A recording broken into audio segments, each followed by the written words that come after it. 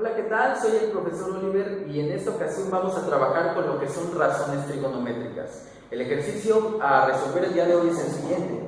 Obtener las razones trigonométricas del siguiente triángulo rectángulo. Y podemos observar que este triángulo es un triángulo rectángulo porque tiene un ángulo de 90 grados. Lo primero que tenemos que revisar es si el triángulo tiene la medida de los tres lados. Observamos que nos hace falta un lado que, como todos ya sabemos, es la hipotenusa en este caso, ya que es el lado que está frente al ángulo recto. Entonces utilizamos el teorema de Pitágoras, nos faltaría el valor de c cuadrada es igual a a cuadrada más b cuadrada. Para mí a vale 4 y para mí b vale 2, ¿de acuerdo? Que son los catetos. Entonces hacemos el despeje, quitamos el cuadrado aplicando raíz cuadrada de a cuadrada más b cuadrada y sustituyendo los valores tendríamos a vale 4, sería 4 al cuadrado más b al cuadrado, que sería 2 al cuadrado. Haciendo operaciones tendríamos 16 más 4, porque 4 al cuadrado son 4 por 4, 2 por 2 son 4 aquí adelante, y entonces tendríamos que c es igual a la raíz de 20, ¿de acuerdo? Podemos dejarlo así, o si simplificamos radicales, entonces nos quedaría 2 raíz de 5, ¿sale? Para aquellos que todavía no sepan cómo simplificar un radical, yo les aconsejo que vean el video de simplificación de radicales que está en mi canal, ¿va? 2 raíz de 5, entonces la hipotenusa vale 2 raíz de 5, que es el valor de c. Una vez que ya tengo el entendido de cuánto vale cada uno de los lados de mi triángulo rectángulo, ahora sí procedo a calcular las razones trigonométricas, ¿de acuerdo? Una razón trigonométrica no es más que el valor de cada una de las funciones trigonométricas, ya sean básicas o también las funciones complementarias. Entonces vamos a ir haciendo el ejemplo. Para esto, primero, tenemos que tener identificados los dos ángulos de referencia. Aquí tengo mi ángulo A y mi ángulo B.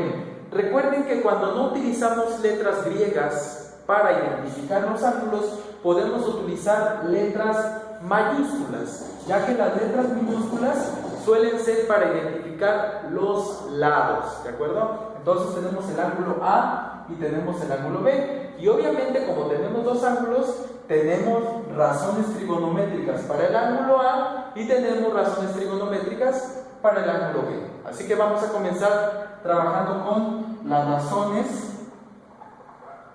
trigonométricas para el ángulo A, ¿de acuerdo? Entonces vamos a trabajar con el ángulo A y para eso tenemos que nuestra primera función es la función seno.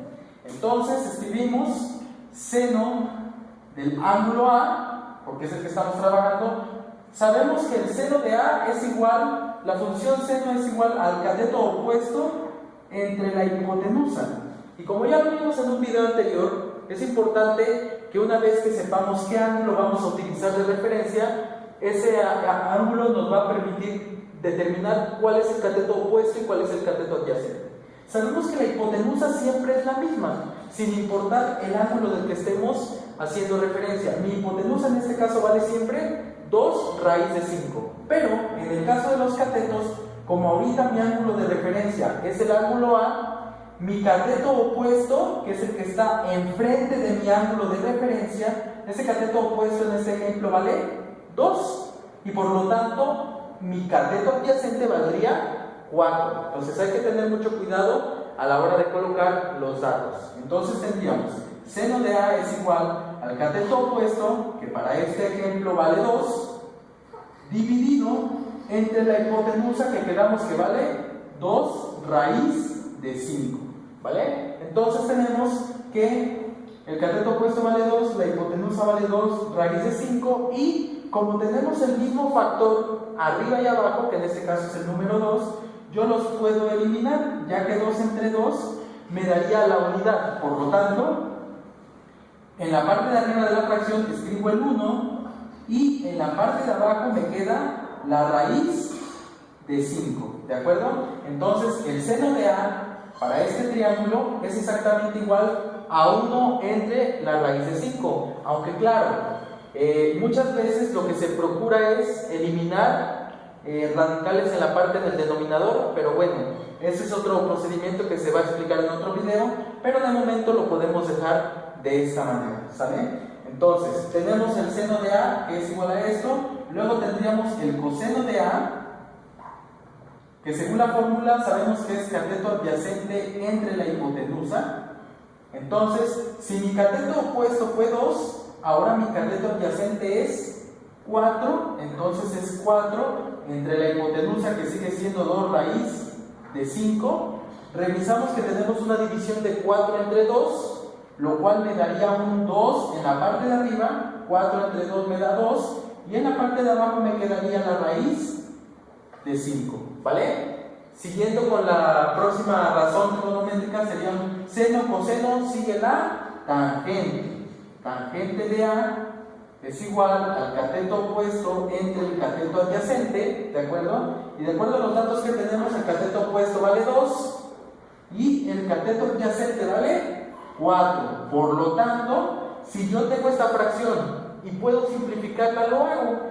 Le sacamos mitades, tendríamos que entonces la tangente de A vale un medio, ¿de acuerdo? Es importante que recuerden la simplificación de fracciones, que recuerden la simplificación de radicales, porque en algún momento puede ser útil para su desarrollo de los ejercicios, ¿vale?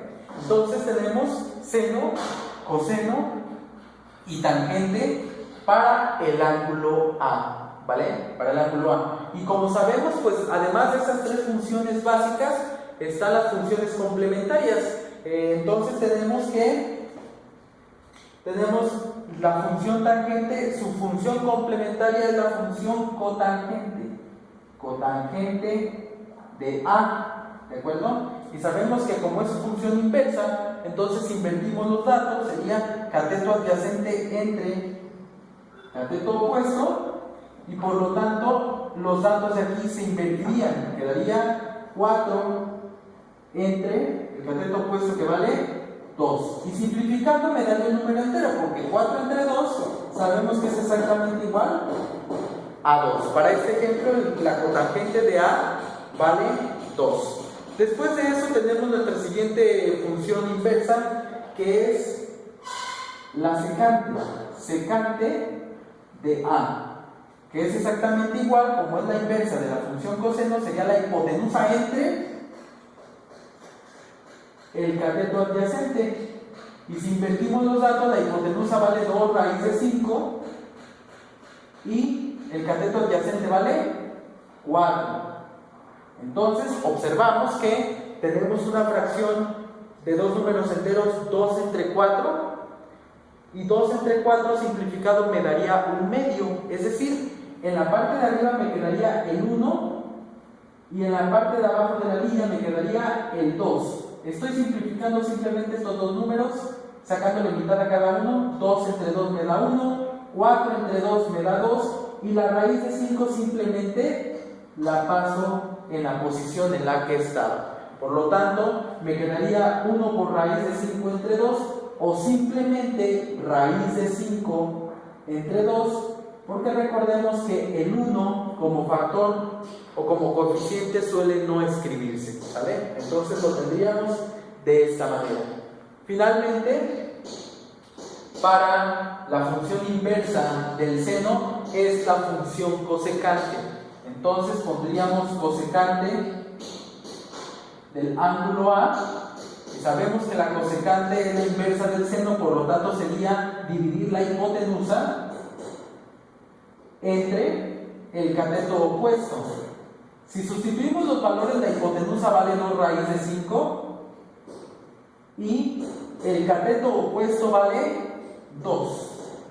A la hora de dividir estos dos números enteros, 2 entre 2 va a ser igual a 1, a la unidad. Por lo tanto, sería 2 entre 2, 1, multiplicado por la raíz de 5, o simplemente la raíz de 5. Porque recordemos, como hace rato, el 1 como factor o como coeficiente suele no escribirse, ¿sale?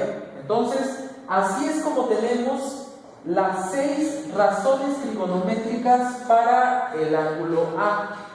Y obviamente lo mismo se hace, este mismo procedimiento se emplea, pero para el ángulo B. Entonces, yo los invito a que razonen y a que desarrollen, ¿verdad? Para no hacer más largo este ejercicio, el cálculo de las razones trigonométricas para el ángulo B.